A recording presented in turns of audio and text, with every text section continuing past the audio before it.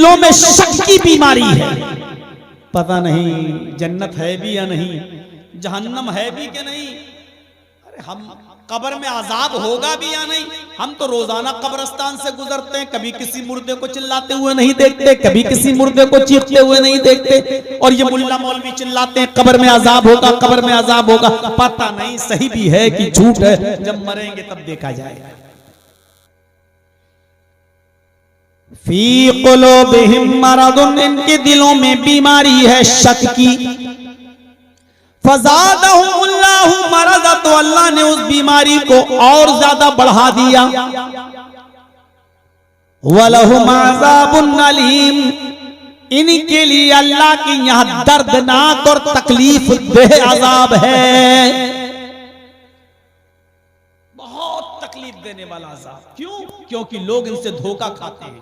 एक तरफ काफिर है, उससे हम धोखा नहीं खाते, हम जानते हैं कि काफिर है, ये हमारा दुश्मन है, हम उससे धोखा नहीं खाते।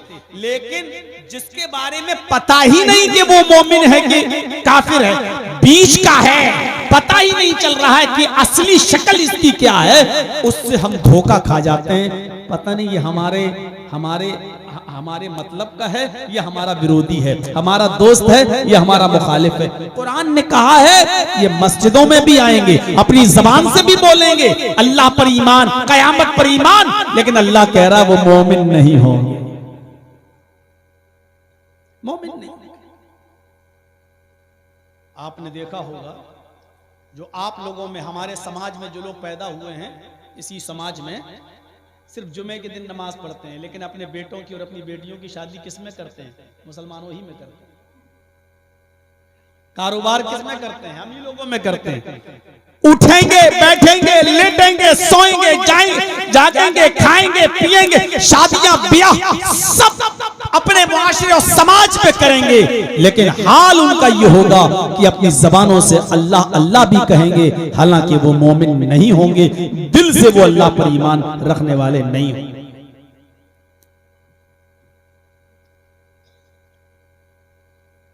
जानते हो इनकी एक पहचान अल्लाह ने क्या बताई? ये पहचान अगर किसी मुसलमान के अंदर है, हमारे और आपके अंदर, तो समझ लो कि मुनाफिकत है हमारे और आपके अंदर मुनाफिकत है। पहचान सुनिए क्या बताई अल्लाह ताला ने इन मुनाफिकों की। इन्नल मुनाफिकीन युखादिऊन अल्लाह व हुवा खादिऊहुम, मुनाफिक अल्लाह को धोखा देना चाहता है, हालांकि वो अपने आप को धोखा देता है। अब पहचान देखिए,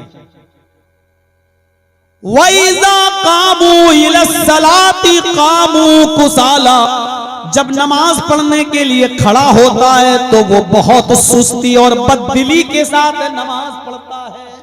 पता ये चला जो मुनाफिक होंगे वो नमाज भी पढ़ेंगे।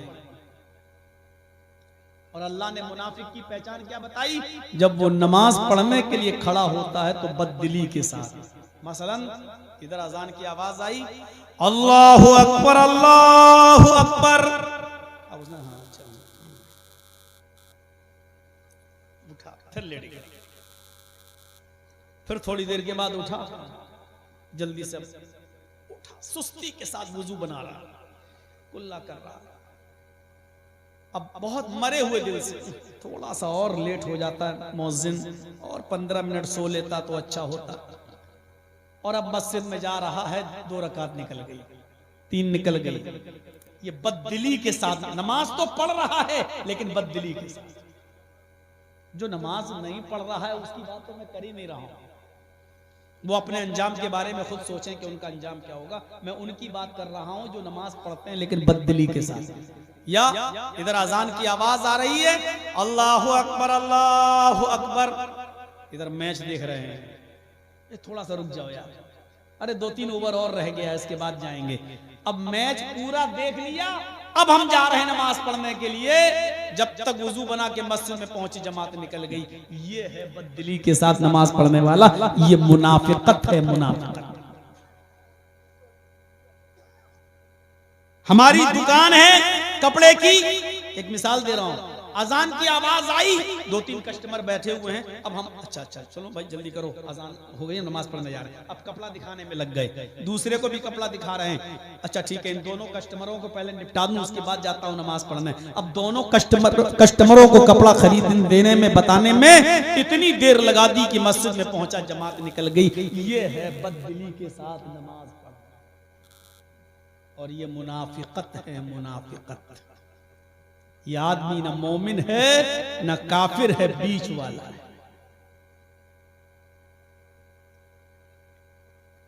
हम धोखे में पड़ जाते हैं ऐसे लोगों से। हाँ ये भी मुसलमान है भाई, नमाज पढ़ रहा, देर से सही लेकिन आ तो रहा है मस्जिद में। इन्नल मुनाफिकीन युखादिऊन अल्लाह व हुवा खादिऊहुम। मुनाफिक अल्लाह को धोखा देना चाहता, हालांकि वो अपने आप को धोखा दे रहा है। वइज़ा कामू इलस्सलाति कामू कुसाला। जब वो नमाज पढ़ने के लिए खड़ा होता है तो बहुत ही सुस्ती के साथ, बददिली के साथ नमाज पढ़ता है। और जब नमाज पढ़ता है तो युराऊन अन्नास, लोगों को दिखाने के लिए नमाज पढ़ता है।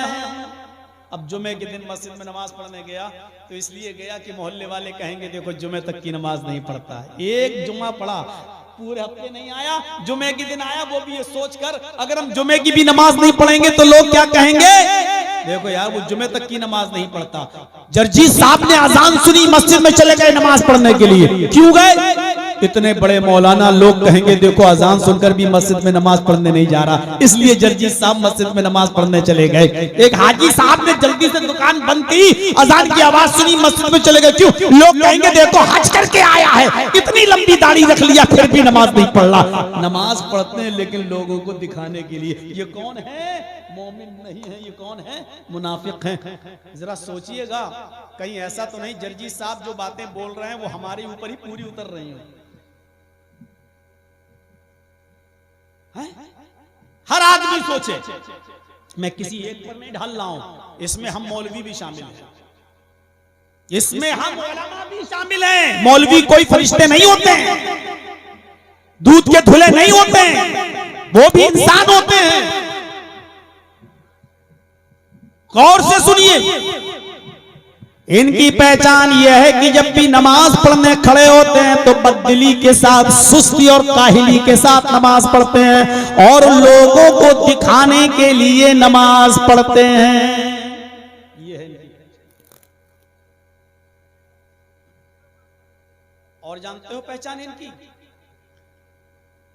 अल्लाह के नबी सल्लल्लाहु अलैहि वसल्लम ने फरमाया कि मुनाफिकों के ऊपर ईशा की नमाज और फजर की नमाज बोझल होती है, भारी होती है, सकील होती है। वो ईशा की नमाज में सुस्ती करते हैं और फजर की नमाज में सुस्ती करते हैं। जो आदमी फजर की नमाज देर से पढ़े और रोजाना देर से पढ़े, समझ लो कि वो आदमी के अंदर मुनाफिकत है, ईमान नहीं, निफाक उसके अंदर दाखिल हो गया।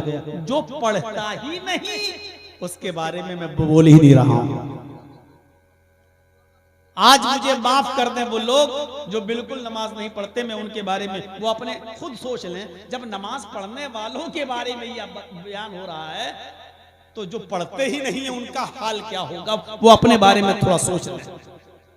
जो ईशा की और फजर की नमाज में सुस्ती करते हैं। अब एक वाकया मैं आपके सामने सुनाने जा रहा हूं। बेटा बैठ जाओ ना, ऐसा जुमला बोलूंगा फिर शर्म की वजह से उठ ही नहीं पाओगे, फिर यहीं पेशाब करोगे। ये अच्छी बात नहीं है बीच बीच से उठना। जब आपको ज्यादा पेशाब आता है तो पहले ही पीछे बैठना चाहिए। अभी कोई ऑर्केस्ट्रा आ जाए नाचने वाली तो पेशाब भी रुक जाएगा, लैट्रिन भी रुक जाएगी। दुनिया में सबसे अच्छी आवाज कुरान की आवाज है, उसको सुनते वक्त ये क्या हो जाता है। मेरे भाइयों सुनिए, हजरत उमर फारूक रजी अल्लाह तआला अन्हु के जमाने में, उमर फारूक रजी अल्लाह तआला अन्हु जब गश्त करते थे तो कभी इस शहर, कभी उस शहर, कभी उस शहर, कभी उस शहर। एक मर्तबा जब किसी दूसरे शहर में पहुंचे मदीना के अलावा, तो वहां फजर की नमाज जब पढ़ने के लिए गए तो सब लोग आ गए मस्जिद में। हजरत उमर फारूक ने नमाज पढ़ाई और नमाज पढ़ाने के बाद जब सलाम फेरा और चेहरा जब नमाजियों की तरफ किया, चेहरा जब मुक्तदियों की तरफ किया, तो क्या देखते हैं, एक आदमी की एक रकात छूट गई। होता ही है, यहाँ तो जोहर में भी छूटती है, असर में भी छूटती है, मगरिब में भी छूटती है,